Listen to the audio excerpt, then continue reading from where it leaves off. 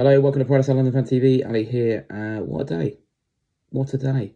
Being a Palace fan today, losing Mark Guehi and Oliver Glasner at the end of the season in a matter of minutes, must have been how Ian Beale felt when Cindy Beale left him, and then that Mel, who is always punching above his weight with, left him too, and he's just left us plain old Ian Beale with his cafe, and now it's a bit like Palace without Oliver Glasner. We're just going to be playing old Palace with a seller's part without a new main stand, although we have bought some houses. Look, I'm not surprised that Glasner's leaving. I'm more surprised that anyone is surprised. I sort of resigned myself to it late November, early December. I think the writing was probably on the wall when he did the interview with someone in the Austrian press at the end of our pre-season camp and stated his disharmony in terms of our transfer window. And also, it's just a natural thing. It's like Eberechi Eze. I know Eberechi Eze isn't starting regularly at the moment for Arsenal, but you just look at him and think, you're ready for the next step to be at a club who play Champions League football. I don't believe any of this things that tired pundits are saying about Glasner not being able to make that step to a Champions League club, based on the fact that can he transfer what he does at Palace to a Champions League club. He's a counter-attacking manager. Some are saying based on the way that we play with Sarr on the counter. That's just not true. Before, when we had Michael Olise, we weren't playing that kind of football. When we had Michael Olise, I think we played the best football that we've actually ever played under Oliver Glasner. We weren't counter-attacking when we tore Man United at home. We tore Newcastle at home with Michael Olise. There was a goal that we scored with Michael Olise away at Liverpool when we ended Liverpool's title dream in Klopp's last season, where Klopp just went, wow. And Glasner's CV of winning the Europa League with Frankfurt and the FA Cup with Palace is better than Mikel Arteta's CV. He's ready for the next step. It's sad. He gave us our greatest ever day, but I guess all that we've got left now is to try and end it on a high and with a bang, and that bang would be winning the Conference League. Now, some are saying he should go now. Let's start the rebuild now. But look, we've got a genius in charge of a football club. Let's enjoy it for the rest of the time that's left. He gives us a very good chance of winning that Conference League, although that has disintegrated with the sale of Mark Guehi today.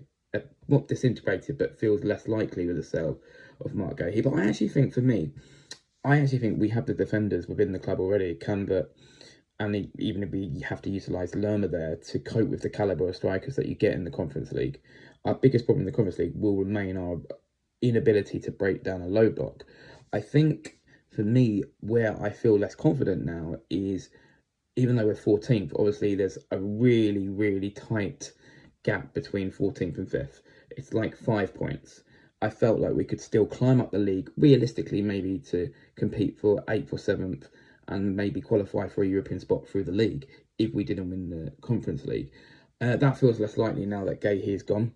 And the biggest drawback of Guehi leaving is now within the space of 6 months, we've lost both club captains. We've lost Eberechi Eze, a massive character in the dressing room, and now potentially losing Mateta. We know we'll lose.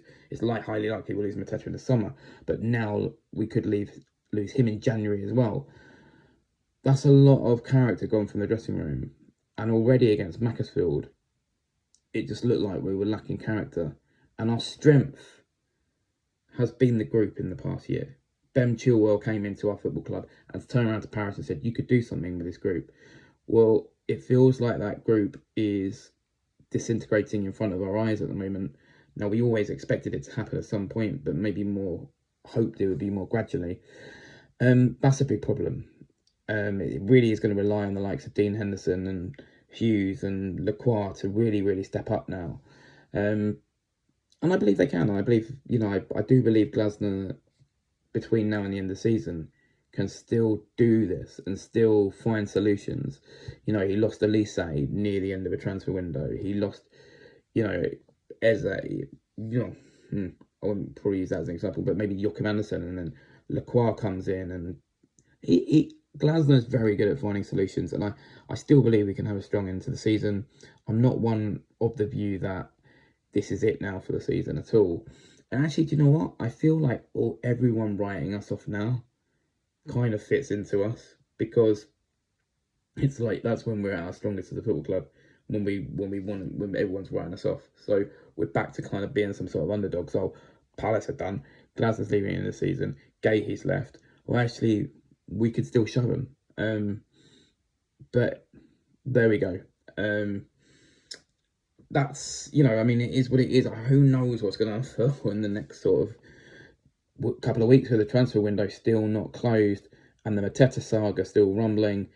Glasner replacements.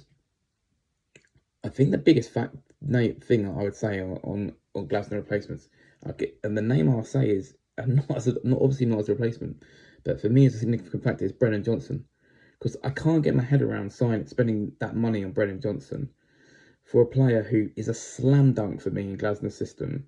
He very much fits the mould of a Sarr in that can drift in centrally, find himself with a through ball from Wharton in on goal, and he's a ruthless finisher.